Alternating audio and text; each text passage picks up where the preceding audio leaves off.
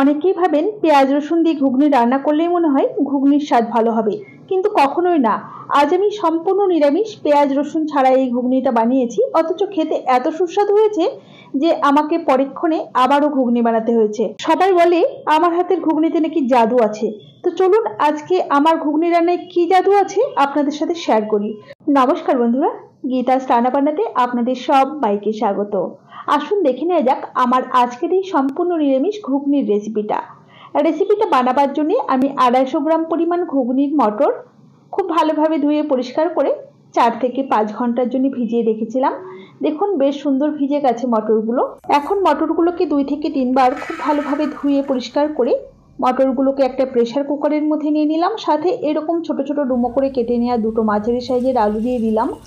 সাথে দিয়ে দিলাম পরিমাণ মতো জল। এমনভাবে জলটা দিতে হবে যাতে মটরগুলো ভিজে থাকে জলের মধ্যে। সাথে অল্প পরিমাণ লবণ আর হলুদ গুঁড়ো দিয়ে একটু নাড়াচাড়া করে নিলাম। লবণ আর হলুদ গুঁড়োটা পরে আবারও ব্যবহার করব। এখন প্রেসারের ঢাকনাটা বন্ধ করে দিয়ে গ্যাসের ফ্লেমটা হাইতে রেখে 4টি সিটি দিয়ে আমি মটরগুলোকে সেদ্ধ করে নেব। মোট কথা মটরগুলোকে এমনভাবে সেদ্ধ করতে হবে যাতে মটরগুলো সেদ্ধ হয়ে যায় অথচ গোটা গোটা থাকে। এমনভাবে মটরগুলোকে সেদ্ধ করে নিতে হবে। এবারে আমি দেখে নিচ্ছি মটরটা কেমন সেদ্ধ হয়েছে। দেখুন মটরগুলো কিন্তু বেশ সুন্দর সেদ্ধ হয়েছে অথচ গোটা গোটা রয়েছে। এমনভাবে কিন্তু সেদ্ধটা করে নিতে হবে। এখন রান্নাটা করবার জন্য গ্যাসে একটা কড়াই বসিয়ে দিয়ে দিলাম পরিমাণ মতো সর্ষের তেল। এই রান্নাটা অবশ্য করে সর্ষের তেলেই করবেন, এতে স্বাদটা খুব ভালো আসবে। ফোড়নে দিয়েছি অল্প একটু গোটা জিরে। ফোড়নটাকে কয়েক সেকেন্ড সময় ধরে ভেজে নেওয়ার পর দিয়ে দিলাম আদা আর কাঁচা লঙ্কা বাটা। এখানে আমি 250 গ্রাম মটরের জন্য 1/2 ইঞ্চি পরিমাণ আদা আর 4টে কাঁচা লঙ্কা একই সাথে বেটে সেটাই দিয়েছি। মোটামুটি মিনিট খানেক সময় ধরে আদা আর কাঁচা লঙ্কাটাকে একটু ভাজা ভাজা করে নিয়ে সুন্দর রঙের জন্য 1/2 চা চামচ দিয়ে দিলাম কাশ্মীরি লঙ্কার গুঁড়ো, 1/2 চা চামচ জিরে গুঁড়ো, 1 চা চামচ পরিমাণ ধনে গুঁড়ো। জিরে গুঁড়োর চেয়ে ধনে গুঁড়োর পরিমাণটা একটু বেশিই দিতে হবে। 1/4 চামচ পরিমাণ হলুদ গুঁড়ো, সাথে একটা বড় সাইজের টমেটো কুচি আর স্বাদ মতো লবণ। লবণটা দিলে টমেটোটা কিন্তু খুব তাড়াতাড়ি মজে যাবে। এখন খুব ভালোভাবে এই শুকনো মশলাগুলোকে একটু নাড়াচাড়া করে নিলাম মোটামুটি 30 থেকে 40 সেকেন্ড সময় ধরে। এখন এর মধ্যে অল্প পরিমাণে একটু জল দিয়ে মশলাটাকে নাড়াচাড়া করে খুব সুন্দর করে কষিয়ে নিতে হবে। মশলাটা যাতে কোনোভাবেই পুড়ে না যায় সেটা খেয়াল রাখতে হবে। আর একটু ধৈর্য ধরে মশলাটাকে কম আঁচে কষিয়ে নিতে হবে।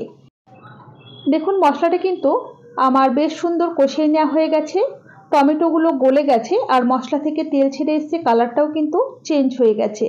এখন আগে থেকে সেদ্ধ করে রাখা ঘুগনির মটর আলু জল সমেতই দিয়ে দিলাম। এবারে একটু নাড়াচাড়া করে নিচ্ছি। আর ঘুগনির মটর কিন্তু অনেকটা জল টেনে নেয়, সেটা মাথায় রেখে কিন্তু জলটা আপনাদের অ্যাড করতে হবে। আমি এখানে মোটামুটি 1 থেকে 2 কাপের মতো গরম জল অ্যাড করে দিলাম। ঘুগনি একটু ঠান্ডা হওয়ার সাথে সাথে কিন্তু অনেকটাই ঘন হয়ে যায়, সেই বুঝেই জলের ব্যবহার করবেন। এখন এদিকে হাই ফ্লেমে ঘুগনিটাকে আমি 3 থেকে 4 মিনিট সময় ধরে ফুটিয়ে নেব। এদিকে ঘুগনিটা ফুটতে ফুটতে অপর দিকে আমি গ্যাসের অন্য ওভেনে অন্য একটা প্যান বসিয়ে আমি এখানে দিয়ে দিলাম 1.5 চা চামচ পরিমাণ গোটা ধনে, 3টে শুকনো লঙ্কা, সাথে 1.25 চামচ পরিমাণ গোটা জিরে, 10 থেকে 15টার মতো গোটা গোলমরিচ, একটা এলাচ, ছোট এক টুকরো দারচিনি আর একটা লবঙ্গ। এই মশলা কটাকে আমাদের খুব ভালোভাবে শুকনো খোলায় অল্প একটু নুন দিয়ে ভেজে নিতে হবে।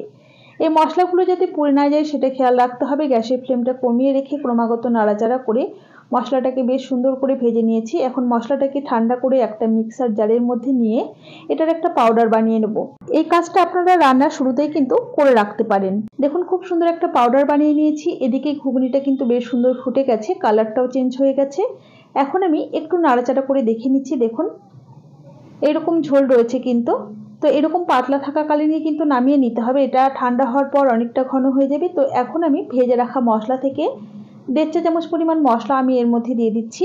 আর এই মশলার মধ্যে কখনোই যাতে গোটা গরম মশলার পরিমাণ বেশি না হয়ে যায় সেটা কিন্তু খেয়াল রাখতে হবে। মশলাটা দেওয়ার সাথে সাথেই কিন্তু আমি গ্যাসের ফ্লেমটা বন্ধ করে দিয়েছি। তৈরি হয়ে গেছে আমাদের দারুণ সুস্বাদু নিরামিষ ঘুগনি। আপনি যদি আমার চ্যানেলের নতুন বন্ধু হয়ে থাকেন তাহলে অবশ্যই পাশে থাকা বেল আইকন সমেত আমার চ্যানেলটিকে সাবস্ক্রাইব করে নেওয়ার অনুরোধ রইল। দেখুন আমি ঘুগনিটাকে আরও চটপটা বানাবার জন্য প্রথমে পরিবেশন করে নিলাম। এর উপরে অল্প পরিমাণ একটু শসা কুচি, ধনেপাতা কুচি, অল্প পরিমাণ একটু কাঁচা পাকা লঙ্কা কুচি। ঝালটা নিজেদের পছন্দ মতোই ব্যবহার করতে হবে। অল্প পরিমাণ একটুখানি বিট নুন, সাথে অল্প পরিমাণ একটু ভাজা মশলা, যে মশলাটা আমরা তৈরি করেছিলাম সেই মশলাটা দিয়ে দিলাম। অল্প পরিমাণ একটু লেবুর রস দিয়ে দিলাম। লেবুর রসের পরিবর্তে কিন্তু তেঁতুল কোলা জলও দিতে পারেন।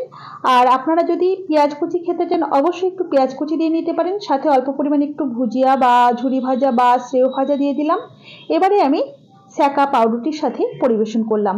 রেসিপিটা কেমন লেগেছে অবশ্যই আমাকে কমেন্ট বক্সে কমেন্ট করে জানাবেন। ভালো লাগলে অবশ্যই একটা লাইক করবেন আর বন্ধুদের সাথে প্রচুর প্রচুর শেয়ার করবেন।